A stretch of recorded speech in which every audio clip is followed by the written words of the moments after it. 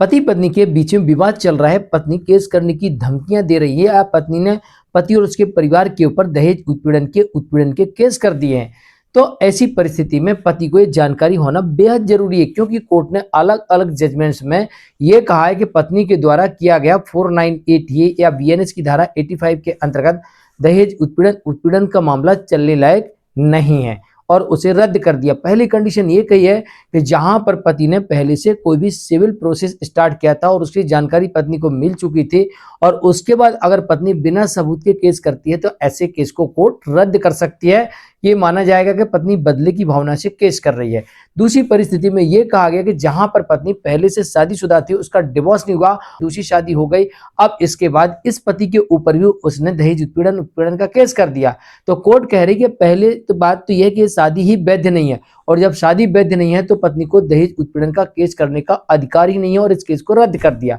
तीसरी परिस्थिति यह भी पति को पता होना चाहिए कि अगर इनकी शादी नहीं हुई है और ये लोग पति पत्नी जैसे एक साथ लिविंग में रह रहे हैं तो ऐसी स्थिति में पत्नी अब दहेज उत्पीड़न का मामला पति के ऊपर दर्ज करवा सकती है। ऐसे कई जजमेंट देखने को आजकल मिल रहे हैं।